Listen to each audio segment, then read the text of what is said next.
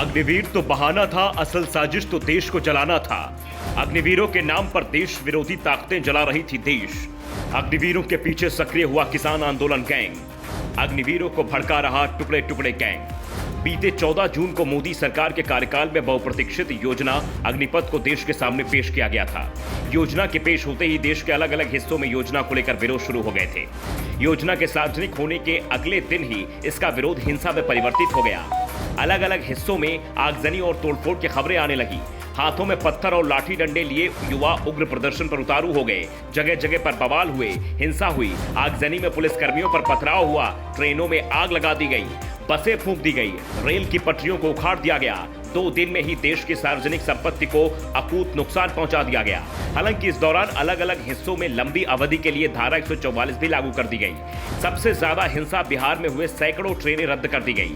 आवागमन बाधित हो गया। स्थिति को नियंत्रित करने में सुरक्षा बलों के पसीने छूट गए। विरोध की इस आग में सबसे अधिक नुकसान भारतीय रेलवे को हुआ। 4 दिन के प्रदर्शन के बाद जब बीते 18 जून को रेलवे ने नुकसान के जो आंकड़े पेश किए वह हैरान करने वाले थे।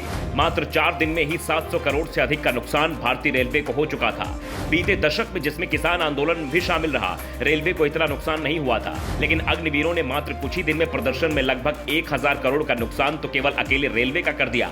आलम यह रहा कि रेलवे इतना नुकसान किसी भी एक दशक में नहीं हुआ जितना कि इन अग्निवीरों ने कर दिया। अब सवाल यह भी है कि क्या वे युवा बिना किसी अन्य ताकत के प्रदर्शन कर सकते हैं? कहा जाता है कि लोकतंत्र में हिंसा का कोई स्थान नहीं है। विरोध के और भी कई लोकतांत्रिक तरीके थे। अब सवाल यह भी जहन में उठता है कि इनका विरोध और मांग जायज हो सकती है तो ये लोग कोर्ट जा सकते थे। लेकिन जिस तरह युवाओं को बरगलाया गया, पत्थरबाजी की गई, सार्वजनिक संपत्ति को तोड़फोड़ कर स्वाहा कर दिया गया, जितनी तेजी और प्लानिंग से यह सब हुआ, बिना किसी नेटवर्क के संभव ही नहीं है। दरअसल किसान आंदोलन के बाद से देश के एक विशेष वर्ग को लगता है कि जिस तरह किसान आंदोलन के बाद भारतीय जनता पार्टी बैकफुट पर आई थी और तीनों कृषि बिल वापस ले लिए गए थे, हर बार ऐसा ही होगा। इसकी एक वजह मोदी सरकार की हड़बड़ी भी रही कि आखिरकार योजना सोच समझ कर लाई गई थी, तो फिर इसमें बदलाव की क्या जरूरत आ पड़ी। सरकार ने आयु सीमा को बढ़ाया तो इन ताकतों को और बल मिला, युवाओं को उकसा दिया। दूसरी बात, अगर सरकारी नौकरियों में इन अग्निवीरों को 10% आरक्षण ही देना था तो फिर योजना की घोषणा करते वक्त ये बातें सार्वजनिक क्यों नहीं की गई थी? केंद्रीय मंत्री अनुराग ठाकुर ने भी बड़े बदलाव का दावा कर डाला। ऐसा करके सरकार सिर्फ देश विरोधी ताकतों को ही बढ़ावा दे रही है, ये युवाओं को उकसाए। अब बात अग्निवीरों के प्रदर्शन की करते हैं तो योजना के दूसरे दिन ही कांग्रेस, आम आदमी पार्टी, तृणमूल कांग्रेस सहित अन्य विपक्षी दल सरकार पर हमलावर हो गए और युवाओं को उकसाने का काम चालू कर दिया। राहुल गांधी, ममता बनर्जी, अरविंद केजरीवाल, सचिन पायलट जैसे दिग्गज नेता ये जानते हुए भी कि युवा देश की सार्वजनिक संपत्ति को नुकसान कर रहे हैं, युवाओं के पक्ष में भड़काऊ बयान देने लगे।